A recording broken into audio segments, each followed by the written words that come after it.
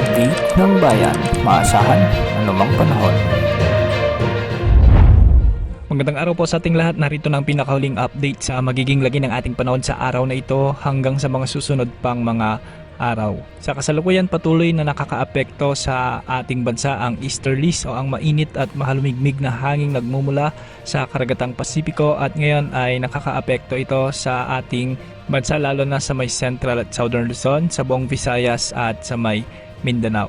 Dahil nga sa easterlies, asahan ang maulap na kalangitan na may mga kalat-kalat na pagulan at pagkidlat-pagkulog sa bahagi ng Eastern Visayas, Caraga, Sorsogon at Masbate. Ang mga pagulan ay maaring maging katamtaman hanggang sa minsan ay malalakas, kaya may posibilidad ng biglang pagbaha at pagguho ng lupa lalo na sa mga lugar na bulubundukin at mabababang lugar. Samantala sa Metro Manila at sa nalalabing bahagi ng bansa, inaasahan naman ang bagyang maulap hanggang sa maulap na kalangitan na may mga panakanakang pag-ulan o isolated thunderstorms. Ang mga pag-ulang ito ay karaniwang dulot ng mga easterlies at localized thunderstorms na kadalasang nangyayari sa hapon o gabi.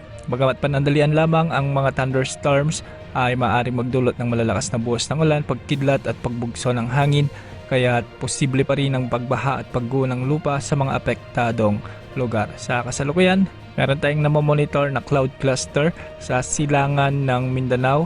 Ito ay isang mahinang tropical wave na kumikilos sa loob ng bansa.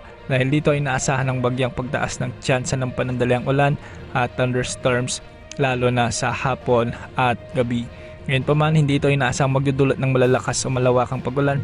Sa halip ay makakatulong pa nga ito upang bagyang mapalamig ang nararanasang init sa ilang lugar lalo na sa Mindanao at ilang bahagi ng Visayas na kung makikita natin sa ating satellite ay may mga kaulapan na tumatakip sa mga rehiyong ito sa mga oras na ito. Samantala, patuloy ding binabantayan ang isang mas organisadong samalang panahon na matatagpuan sa katimugang bahagi ng Guam batay sa pinakauling datos mula sa mga weather models gaya ng GFS at ECMWF, pati na rin ang Google DeepMind. May posibilidad itong lumakas at maging isang ganap na bagyo habang kumikilos sa ating karagatan. Sa ngayon, nananatiling mataas ang uncertainty o kawalan ng katiyakan sa magiging galaw at lakas nito, pati na rin kung ito ba ay direktang makakaapekto sa alinmang bahagi ng bansa. Gayunpaman, pinapayuhan ang publiko na manatiling alerto at patuloy na subaybayan ang mga susunod na updates ukol dito. Sa kabuuan, asahan ang mainit at malinsa ang panahon na may tsansa ng mga isolated rain showers